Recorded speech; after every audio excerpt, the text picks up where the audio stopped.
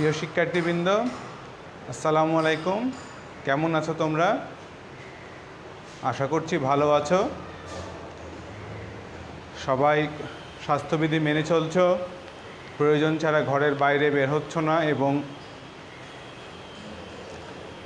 বাইরে বের হলে মাস্ক ব্যবহার করছো। আমি রাজশাহী কোর্ট একাডেমি রাজশাহীর অনলাইন ক্লাসে তোমাদের স্বাগত জানাচ্ছি। আমি ইশাদ মোহাম্মদ শোয়েব। আজকে ক্লাস নিব তোমাদের নবম দশম শ্রেণীর রসায়ন বিজ্ঞান, অধ্যায় ষষ্ঠ, মূলাদ ধারণা ও রাসায়নিক গণনা। এই চ্যাপ্টারটি সম্পর্কে তোমাদেরকে গত দুই ক্লাসে আমি কিছু অঙ্ক করিয়েছি। এই চ্যাপ্টারটা আমি বলেছিলাম যে এটা গাণিতিক সমস্যার উপর ভিত্তি করে এই অধ্যায়টা তৈরি। ঠিক আছে? তো গত ক্লাসে আমরা কিভাবে শতকরা সংযুক্তি বের করতে হয়, অর্থাৎ একটা যৌগে বিভিন্ন মৌলের পরিমাণ কত পার্সেন্ট করে শতকরা কত পরিমাণ আছে, ঠিক আছে, সেটা বের করা শিখেছিলাম। এবং এখন এবার আজকে এই সম্বন্ধে আমরা কি করব, এই শতকরা সংযুক্তি থেকে কিভাবে স্থূল সংকেত এবং আণবিক সংকেত বের করতে হয়। প্রথমে একটা সংকেত দেওয়া ছিল, পরিমাণ দেওয়া ছিল, শতকরা সংযুক্তি বের করেছিলাম। এখন শতকরা সংযুক্তি দেওয়া থাকবে, শতকরা সংযুক্তি বের করেছিলাম, সেখান থেকে এখন আমরা প্রথমে স্থূল সংকেত এবং পরে আণবিক সংকেত বের করব। তো স্থূল সংকেত কি? স্থূল মানে কি মোটা? তা তো না, তাই না? স্থূল বলতে আমরা কি বোঝাই? মোটা। আসলে কি তাই? তা তো না। তাহলে সংকেত লেখা তো আমরা শিখেছিলাম আগে, অষ্টম শ্রেণীতেও তোমরা শিখেছো, সপ্তম শ্রেণী থেকে সংকেত সম্বন্ধে পড়ছো। তো সংকেত যেটা লেখা হয় যে যোজনীর মাধ্যমে, যেমন হাইড্রোজেন পারক্সাইড, পানি। স্থূল সংকেত আবার কি, তাই না?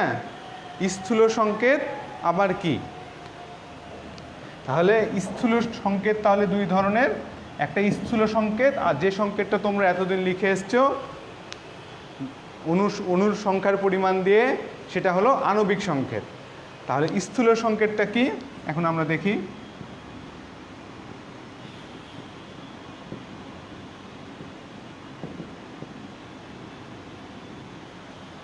যে সংকেত লেখার জন্য মৌলসমূহের অনুপাত আকারে পরমাণুগুলোর অনুপাত প্রকাশ করে, ঠিক আছে?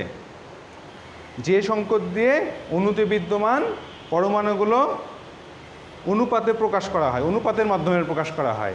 কয়টা আছে সেখানে ওই অণুতে পরমাণু বা ওই যৌগে কয়টা পরমাণু আছে সেটা আমরা বুঝতে পারি না। একটা কিসের মাধ্যমে? অনুপাতের মাধ্যমে প্রকাশ করা হয়, সেটাই হলো স্থূল সংকেত। তাহলে সংক্ষেপে যদি আমি এখানে লিখি যে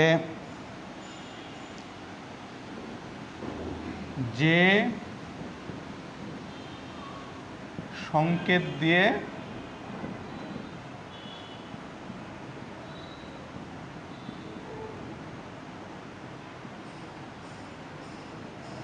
অণুতে বিদ্যমান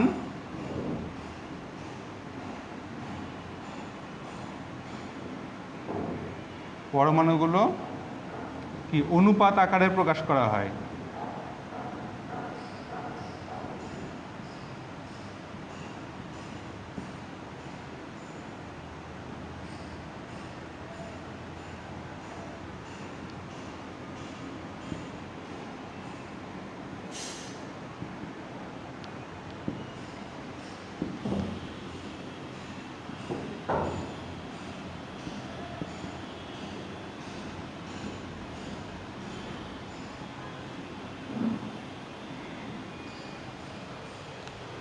তাহলে এখন যদি আমরা একটা উদাহরণ দেখি, তাহলে স্থূল সংকেত কি, যেমন কি হাইড্রোজেন পারক্সাইড।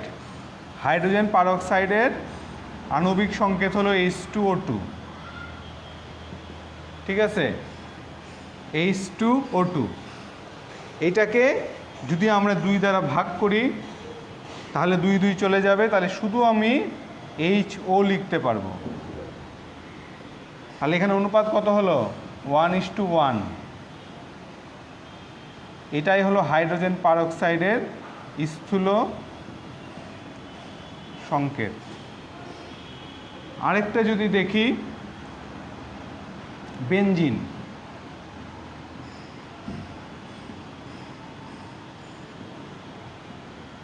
এটা হলো আণবিক সংকেত।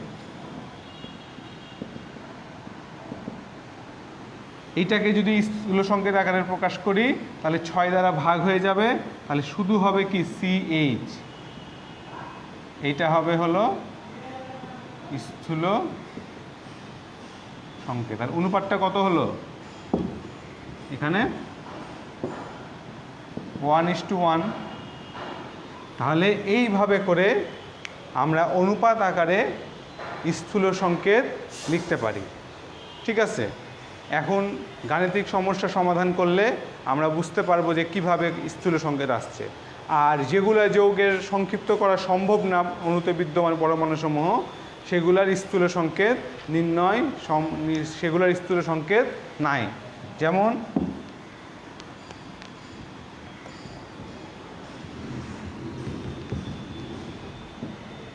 যেমন পানি, এটাকে তো ছোট করা যাবে না, তাহলে এর স্থূল সংকেত আর আণবিক সংকেত একই। কিন্তু সালফিউরিক অ্যাসিড, এটাকে ভাগ করা যাবে? এটা তো এখানে নাই, এসের পরিমাণ নাই, তাহলে এগুলার স্থূল সংকেত ও আণবিক সংকেত একই। ঠিক আছে, প্রশ্ন আসতে পারে যে নিচের কোনটি স্থূল সংকেত ও আণবিক সংকেত একই, এরকম প্রশ্ন পরীক্ষায় আসতে পারে। তাহলে আমরা এখন এদিকের আলোচনা না বাড়িয়ে আমরা সরাসরি চলে যাই আমাদের গাণিতিক সমস্যায়। কিভাবে তাহলে স্থূল সংকেত থেকে আণবিক সংকেত বের করা হয়। ঠিক আছে, এখানে কিছু থিওরিটিক্যাল কথাবার্তা আছে, 4টা ধাপ আছে। ঠিক আছে, তাহলে আমাদের টপিকস কি হলো? শতকরা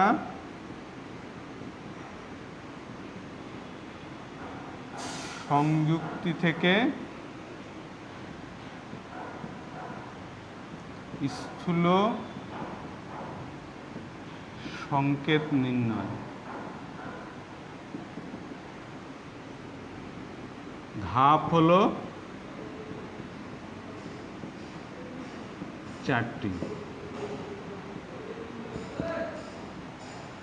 শতকরা সংযুক্তি থেকে স্থূল সংকেত নির্ণয়ের 4টা ধাপ আছে।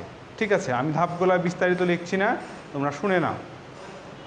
সেটা হলো, যখন শতকরা সংযুক্তি দেওয়া থাকবে, শতকরা সংযুক্তির মধ্যে যেই পরিমাণটা সবচেয়ে কম থাকবে সেই পরিমাণটা দিয়ে সব শতকরা সংযুক্তিগুলোকে ভাগ করতে হবে। ভাগ করার পরে 2 নাম্বার হলো যে ক্ষুদ্রতম সংখ্যাটা পাওয়া যাবে, যে ক্ষুদ্রতম সংখ্যাটা পাওয়া যাবে সেইটা দিয়ে পুনরায় ভাগ করতে হবে সবগুলা পরিমাণকে। ঠিক আছে, সবগুলো পরিমাণকে সেই ক্ষুদ্রতম সংখ্যাটা দিয়ে আবার ভাগ করতে হবে। ভাগ করার পরে এবার দেখতে হবে যে পূর্ণ সংখ্যা আসছে কিনা। পূর্ণ সংখ্যা বা পূর্ণ সংখ্যার কাছাকাছি যদি সংখ্যা আমরা পেয়ে যাই তাহলে সেটা পূর্ণ সংখ্যা আকারে লিখব। ঠিক আছে, যদি না পাওয়া যায় তাহলে প্রয়োজন মতো পূর্ণ সংখ্যা দিয়ে গুণ করে পূর্ণ সংখ্যা প্রকাশ করতে হবে। আর 3 নাম্বার হলো, যদি তাহলে যখন পূর্ণ সংখ্যা পেয়ে যাব তখন মৌলের প্রতীকের নিচে ওই পরিমাণগুলো বসালেই আমাদের সংকেত পাওয়া যাবে। আর যদি 1 হয় তাহলে লিখব না। এই হলো 4টা নিয়ম। তাহলে এখন আমরা গাণিতিক সমস্যা দেখি, তাহলে তোমরা ধাপগুলা বুঝতে পারবা। আগে তোমাদের বইয়ের উদাহরণে দেখো, পৃষ্ঠা 124-এ বলা আছে, ধরা যাক কোনো যৌগের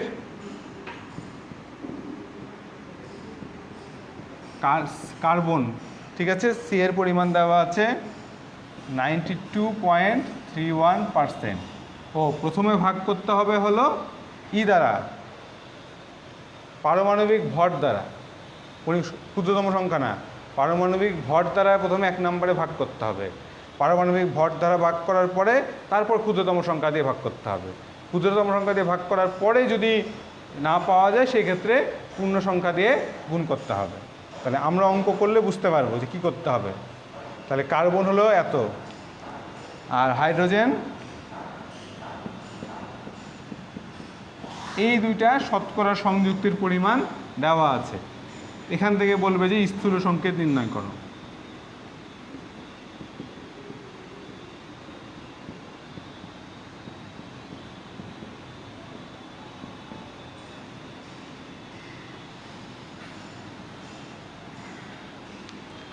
ঠিক আছে, তাহলে প্রথমে আমরা কি করব, পারমাণবিক ভর দ্বারা ভাগ করব।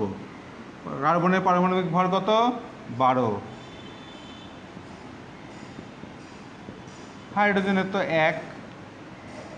এইটাকে 12 দ্বারা ভাগ করলে মোটামুটি পাওয়া যায় হলো অ্যাপ্রক্সিমেট মান 7.69, আর এটা তো 7.69ই থাকবে। ঠিক আছে, এখন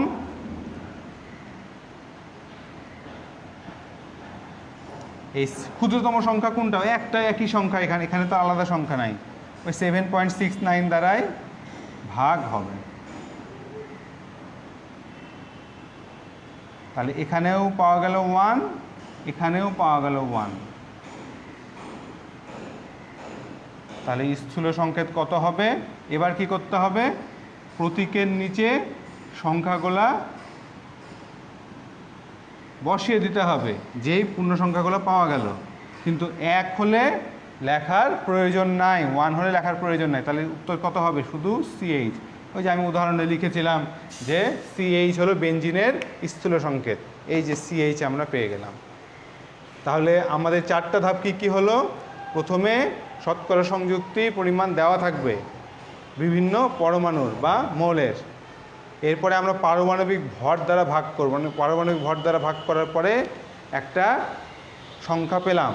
এর মধ্যে যেটা ক্ষুদ্র সংখ্যা হবে, যেহেতু এখানে একই সংখ্যা সেহেতু ক্ষুদ্র সংখ্যা একটাই, তাহলে ওইটা দ্বারা আমরা ভাগ করলাম, 1 1 পেয়ে গেলাম।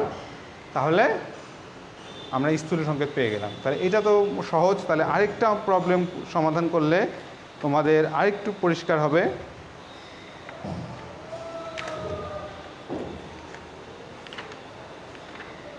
এখানে বইয়ে একটাই দেওয়া আছে,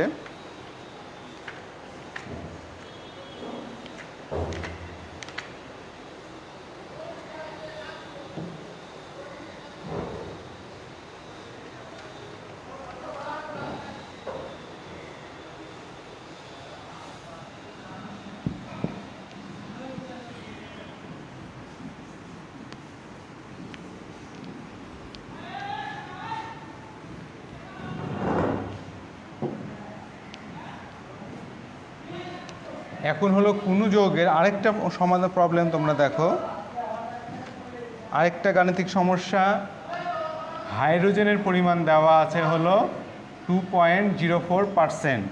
ঠিক আছে, আমি অঙ্কটা তুলে নিই। তারপরে সালফারের পরিমাণ দেওয়া আছে 32.65%। হাইড্রোজেন দেওয়া আছে, সালফার দেওয়া আছে, অক্সিজেন দেওয়া আছে 65.30%। তাহলে এই যে হাইড্রোজেন, সালফার, অক্সিজেনের শতকরা সংযুক্তি দেওয়া আছে, এর স্থূল সংকেত বের করতে হবে।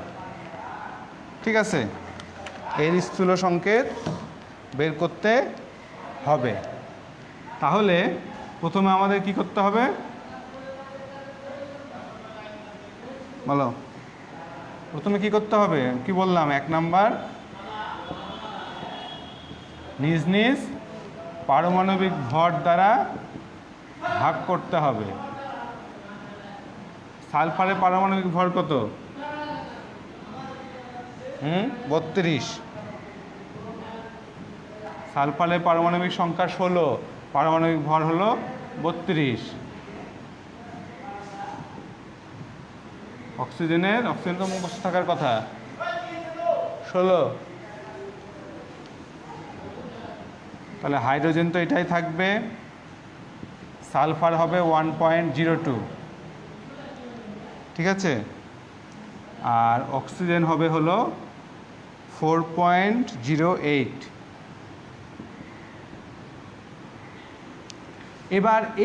এবার দেখো অঙ্কটা তোমাদের ভালো। 2 নম্বরে যে ছিল যে এবার প্রথমে পারমাণবিক ভর দ্বারা ভাগ 1 নম্বর ধাপ, 2 নম্বর ধাপ ক্ষুদ্রতম সংখ্যা দিয়ে ভাগ।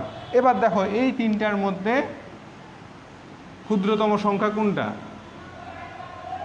এই তিনটার মধ্যে ক্ষুদ্রতম সংখ্যা কোনটা? অবশ্যই এটা 1.02। তাহলে এবার তোমরা ক্ষুদ্রতম সংখ্যা সম্পর্কে বুঝতে পারলে সবচেয়ে ছোট সংখ্যা বা ক্ষুদ্রতম সংখ্যা কোনটা। তাহলে 1.02। তাহলে এবার আমরা 1.02 দ্বারা এই তিনটা মানকে ভাগ করে দেব।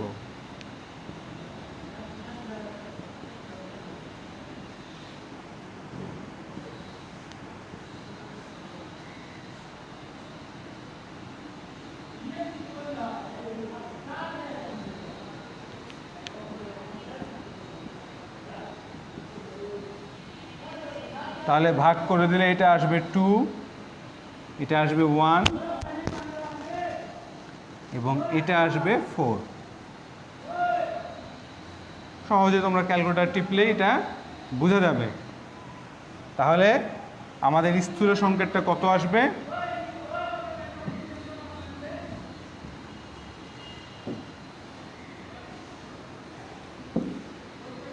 এরপরের ধাপ কি? যে প্রতীকের নিচে এই পরিমাণগুলা ক্ষুদ্রতম সংখ্যাগুলা বা এই যে সংখ্যাগুলো পূর্ণ সংখ্যাগুলো পাওয়া যাবে সেগুলা বসিয়ে দিতে হবে। তাহলে হাইড্রোজেনের নিচে কত বসবে? 2, সালফারের নিচে বসবে 1, অক্সিজেনের নিচে বসবে 4। তারপর 4 নম্বর ধাপ কি? 1 হলে লেখার প্রয়োজন নাই। তাহলে H2SO4। এটা কিসের সংকেত? সালফুরিক অ্যাসিডের সংকেত। তাহলে এই যে হাইড্রোজেন, সালফার আর অক্সিজেনের পরিমাণ থেকে আমরা সালফিউরিক অ্যাসিডের স্থূল সংকেত বের করে ফেললাম। সালফিউরিক অ্যাসিডের স্থূল সংকেতের আণবিক সংকেত একই। তাহলে স্থূল সংকেত বের করার নিয়ম আমরা শিখতে পারলাম। তাহলে যে কোনো এখন যৌগের স্থূল সংকেত যদি দেওয়া থাকে তোমরা বের করতে পারবা না? আশা করি পারবা। ঠিক আছে?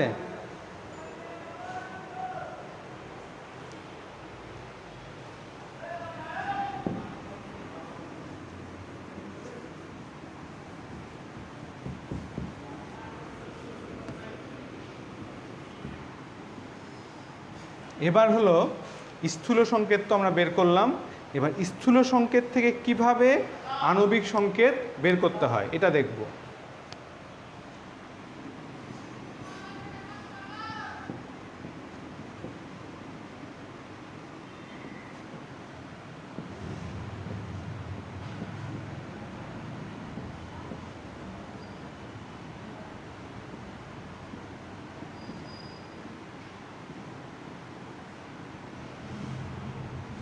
কিভাবে স্থূল সংকেত থেকে আণবিক সংকেত বের করতে হয়।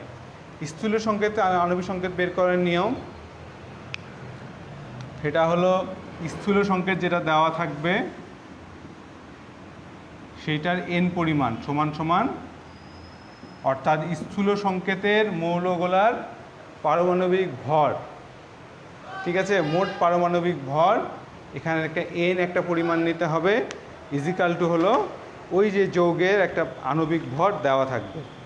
ঠিক আছে, সূত্রটা দেখো।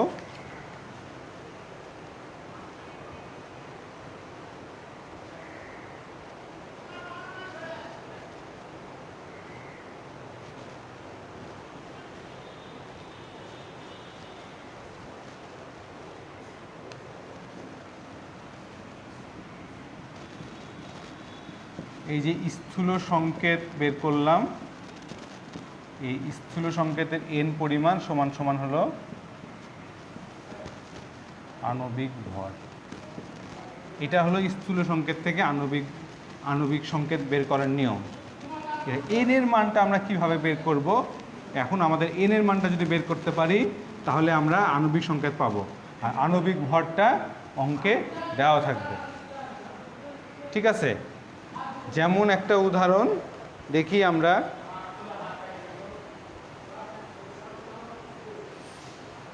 ওই যে সিএইচ যেটা বের করেছিলাম তার আণবিক ভর কত দেওয়া থাকতে পারে? ধরো সিএইচ এর আণবিক ভর দেওয়া আছে হলো 78, এটা দেওয়া থাকবে অঙ্কে 78, ঠিক আছে। আর কার্বন ও হাইড্রোজেনের মোট এখানে বসাতে হবে হলো স্থূল সংকেতের মোট পারমাণবিক ভর।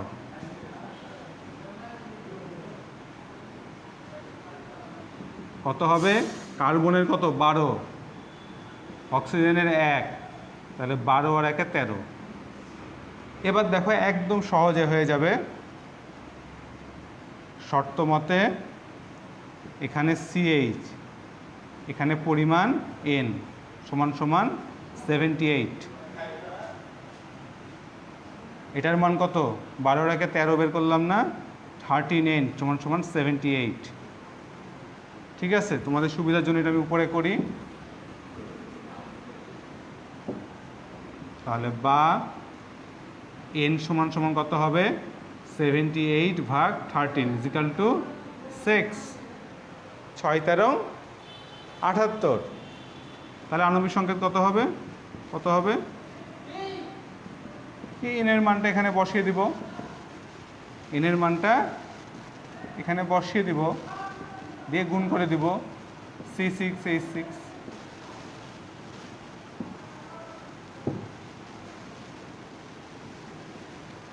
এ তো পেয়ে গেলাম।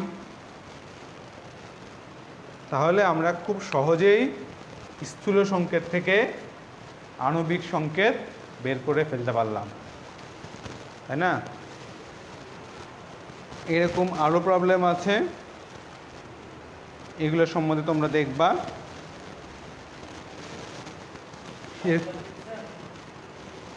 এখন গাণিতিক সমস্যা আজকে এ পর্যন্তই, ঠিক আছে। এরপরে রাসায়নিক বিক্রিয়া এবং রাসায়নিক বিক্রিয়ার সমতাকরণ সম্বন্ধে একটু থিওরিটিক্যাল আলোচনা আছে, এটা দেখো।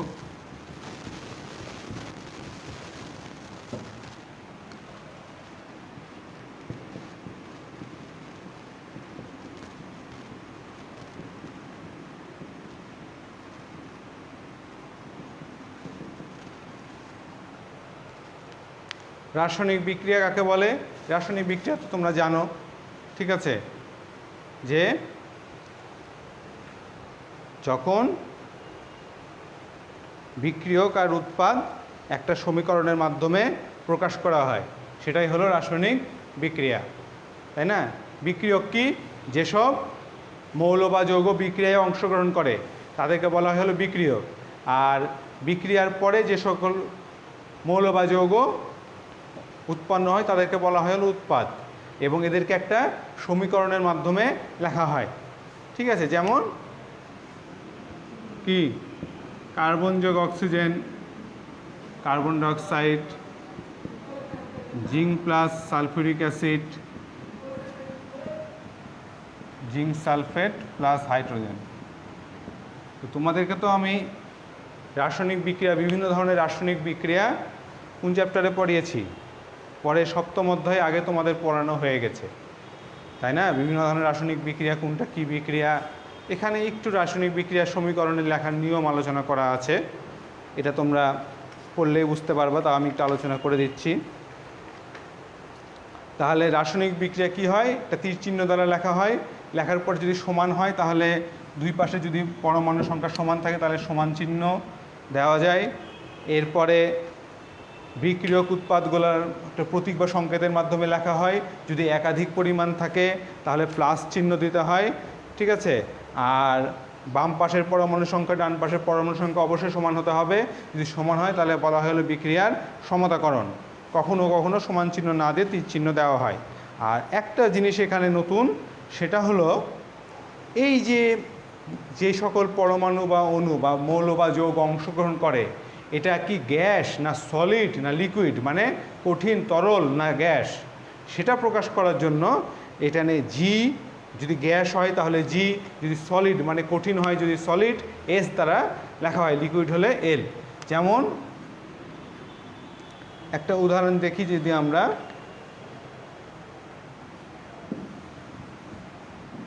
ওই উদাহরণটা থাকলে হতো, একটু ব্যতিক্রম নাই। হাইড্রোজেন যোগ অক্সিজেন পানি,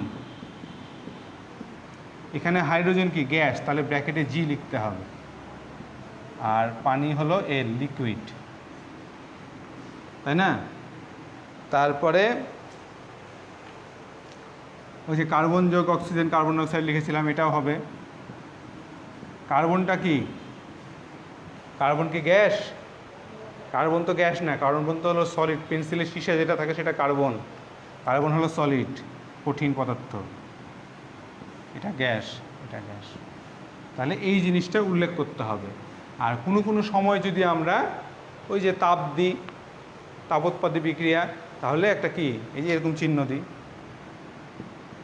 এটা উল্লেখ করতে হবে। এই 2-3টা নিয়ম নতুন উল্লেখ করা আছে। আরও কিছু আলোচনা আছে, সেটা হলো বিক্রিয়ার সমতাকরণ।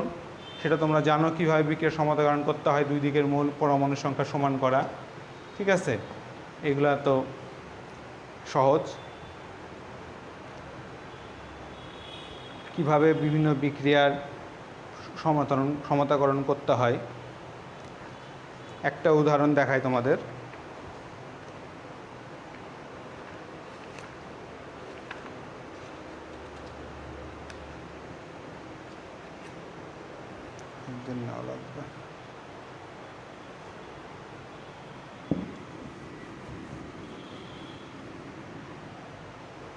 বিক্রিয়া সমতাকরণের জন্য সবচেয়ে ভালো উদাহরণ কোনটা হবে, যে এটা aluminium oxide plus hydrochloric acid, ঠিক আছে? অ্যালুমিনিয়াম ক্লোরাইড প্লাস পানি, তাহলে এটা হলো রাসায়নিক বিক্রিয়ার সমতাকরণ।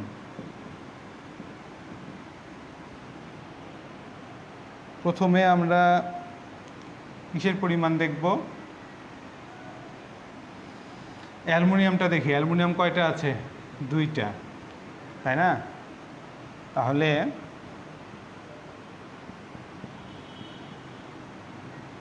এখানে 2 দ্বারা গুণ করলাম, এখানে 2 দ্বারা গুণ করার ফলে এখানে অ্যালুমিনিয়াম 2টা মিলে গেল, কিন্তু ক্লোরিন কয়টা হয়ে গেল? 3 দুগুণে 6টা, 6।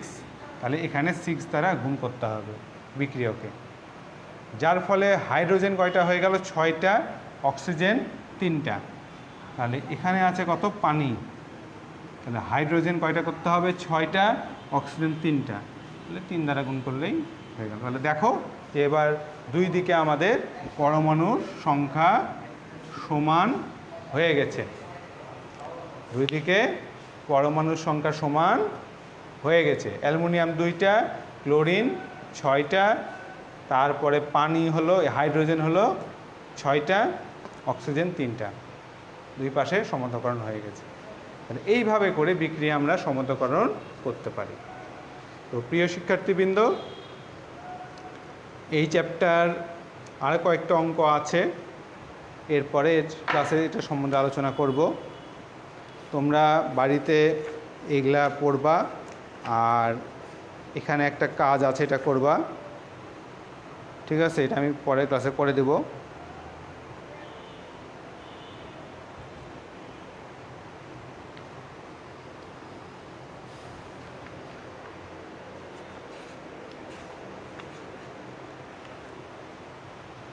তাহলে আজকে আমরা কি কি দেখলাম, যে কিভাবে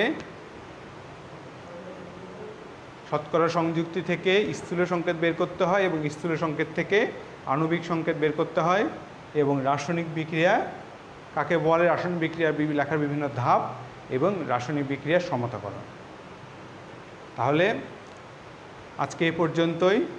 তোমরা সবাই ভালো থাকো। পরবর্তী ক্লাসে তোমাদের সাথে আবার দেখা হবে। ধন্যবাদ সবাইকে।